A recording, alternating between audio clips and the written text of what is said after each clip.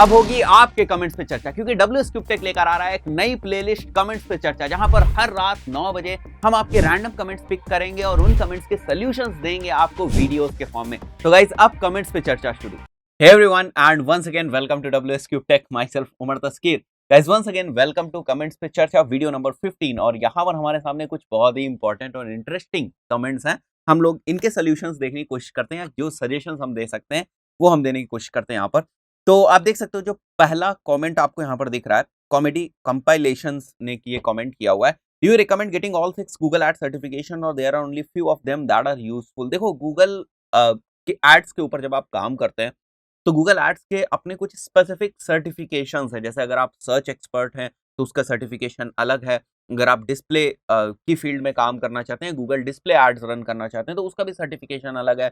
Shopping का अलग है। तो इस टाइप से गूगल के ही अपने एड्स स्पेसिफिक, मैं यहाँ पर एड स्पेसिफिक बात कर रहा हूँ, गूगल एड्स के स्पेसिफिक बहुत सारे अलग अलग सर्टिफिकेशंस, अगर आप गूगल के ऊपर जाएंगे और गूगल एड्स सर्टिफिकेशंस अगर आप सर्च करेंगे तो आपको गूगल जो है एक अपने सेपरेट, जो उनका एकेडमी टाइप की चीज है, एकेडमी टाइप का जो सेक्शन है, उस पर वो आपको रिडायरेक्ट करेंगे। वहां पर आप अपनी गूगल आईडी से लॉगिन करने के बाद उन सर्टिफिकेशंस को आप अचीव कर सकते हैं।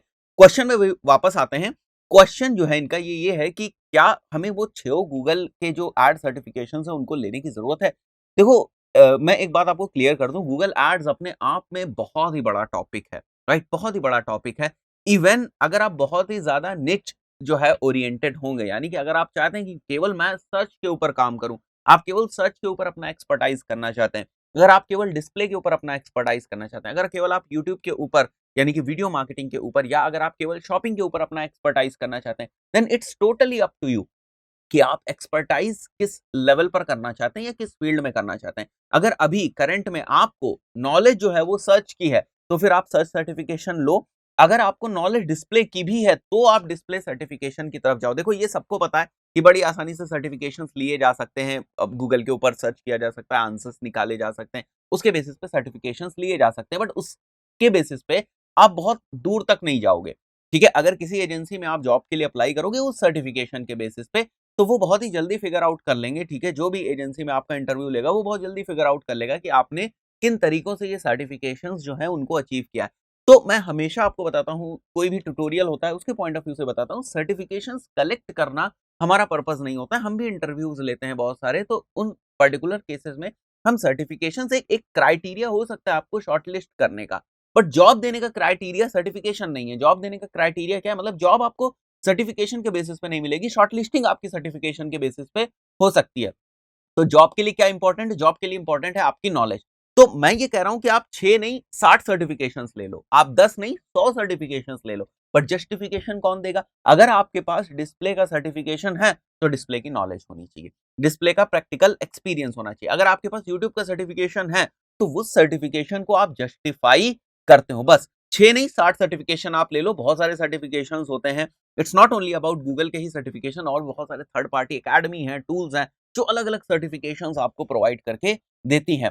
बट द पॉइंट इज कि हमारे सर्टिफिकेशंस जस्टिफाइड होनी चाहिए। तो आई होप कॉमेडी कंपाइलेशन को जिनका भी अकाउंट है उनको ये आंसर क्लियर हो गया होगा कि मैं कभी भी रिकमेंड नहीं करता हूं कि आप नंबर ऑफ सर्टिफिकेशंस के ऊपर आप फोकस करें, बट हाँ, अगर नॉलेज है तो डेफिनेटली आप सर्टिफिकेशंस की तरफ जाएं, सर्टिफिकेशंस लें। और भी बड़े सारे सर्टिफिकेशंस यहाँ पर जो आप गूगल में देखते हैं, ये कुछ टाइम पीरियड के बाद एक्सपायर हो जाते हैं, तो उसका भी ध्यान रखें कि आप उनको रिन्यू कराते रहें। क्योंकि गूगल मान के ये चलता है कि देखो, जो भी हमने अभी आपको नॉलेज दी, जिस भी बेसिस पे हमने अभी आपको सर्टिफाई किया, गूगल भी तो ओवर द टाइम अपने प्लेटफॉर्म्स में चेंजेस लाता रहता है। वो लुक एंड फील के चेंजेस हो सकते हैं, वो एल्गोरिदम के चेंजेस भी हो सकते हैं। तो गूगल भी चाहता है कि आप अपने आप को अपडेट रखो। ठीक है, आप अपने आप को अपडेट रखो, अपग्रेड करते रहो। ठीक है, जो नई चीजें आ रही हैं उनको भी आप सीखो। तो उसके लिए वो कुछ टाइम फ्रेम डिसाइड कर देता है कि 1 साल के बाद आपका ये वाला पर्टिकुलर सर्टिफिकेशन जो है वो एक्सपायर हो जाएगा, आपको फिर से लेना पड़ेगा। तो थोड़ा सा इस चीज को भी ध्यान रखना।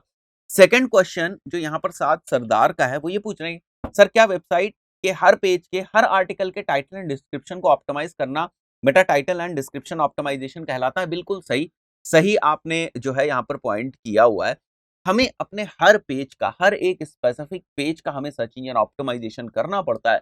अगर आपकी वेबसाइट के ऊपर 10 पेजेस हैं तो उन 10 पेजेस का आपको सर्च इंजन ऑप्टिमाइजेशन करना पड़ेगा या एसईओ करना पड़ेगा। और एसईओ जब हम करते हैं तो उस पेज का जो कंटेंट किस चीज के ऊपर बेस्ड है, उसके हिसाब से हम लोग टाइटल्स एंड डिस्क्रिप्शंस जो है अपने वो डिसाइड करते हैं, या जो हम लोगों ने कीवर्ड्स जो है वो फिगर आउट किए हैं, कीवर्ड्स जो हम लोगों ने रिसर्च की है, उसके बेसिस पे हम उन कीवर्ड्स को उन टाइटल्स में, उन डिस्क्रिप्शंस में लिखते हैं। तो यस, आपको हर पेज का एसईओ करना पड़ेगा, हर पेज का अलग टाइटल एंड डिस्क्रिप्शन लिखना पड़ेगा। आप ध्यान रखें कि टाइटल एंड डिस्क्रिप्शन में किसी भी तरीके की डुप्लीकेसी ना होने पाए। तो इन सारी चीज़ों का आपको ध्यान रखना है।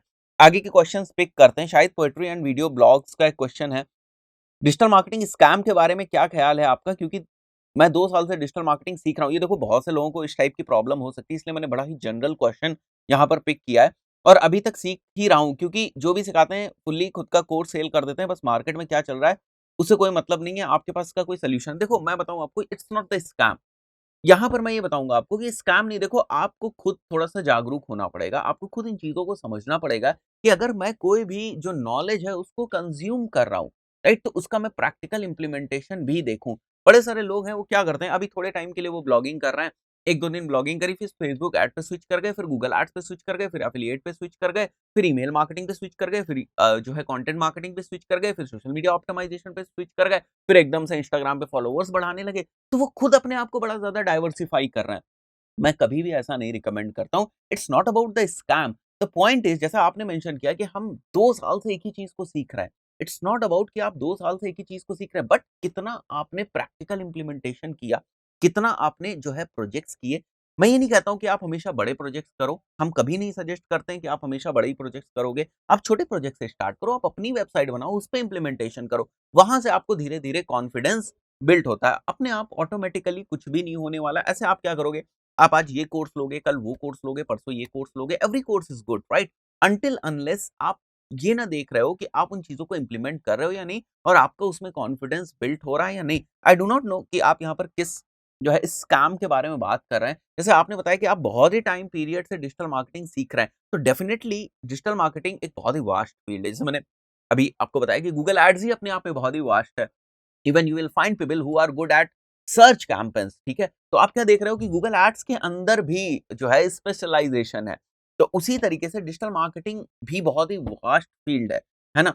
तो आपको पहले पिक करना पड़ेगा कि आपका जो फील्ड है वो क्या है, और 4-5 महीने लगते हैं आपको इनिशियल डिजिटल मार्केटिंग समझने में, एंड आफ्टर दैट जो इम्पोर्टेंट चीज़ होती है वो ये होती है कि आप किस निश में जा रहे हैं। आप गूगल एड्स के ऊपर काम कर रहे हैं, उसमें कॉन्फिडेंस डेवलप कर रहे हैं। आप फेसबुक एड्स में कॉन्फिडेंस डेवलप कर रहे हैं, या आप paid marketing overall confidence develop कर रहे हैं। तो आई बिलीव अगर 2 साल आपको इंडस्ट्री में हो चुका है, ठीक है? सीख रहा हूँ, मतलब सीख रहा हूँ 2 साल, आई डू नॉट थिंक कि डिजिटल मार्केटिंग का ओवरव्यू लेने में आपको 2 साल लगेंगे। 2 साल हाँ, तब लगते हैं जब आप किसी और चीज़ के ऊपर एक्सपर्टाइज़ करना चाहते हो, उसके प्रैक्टिकल एस्पेक्ट को और ज़्यादा एक्सप्लोर करना चाहते हो, तब उतना टाइम लगता है। तो अगर आप ये चीज़ कर रहे हो, किसी 1 या 2 चीज़ों को एक्सप्लोर कर रहे हो, तो डेफिनिटली धीरे-धीरे वो कॉन्फिडेंस बिल्ड अप होता है। तो आई बिलीव शायद आपको जो आपकी परेशानी उसका सॉल्यूशन मिल गया होगा, आपके जो क्वेश्चन है उसका आपको जो है सॉल्यूशन मिल गया होगा। ये बहुत ही लोगों को इस टाइप की प्रॉब्लम हो सकती है। दैट इज़ व्हाई मैंने ये वाला क्वेश्चन पिक किया है टेक्निकल क्वेश्चंस के बीच में। Okay, coming to the next question. Mohammed Mujahid का जो क्वेश्चन है वो, सर गूगल की कोई भी लेटेस्ट अपडेट आए तो प्लीज़ उसकी वीडियो बना दो।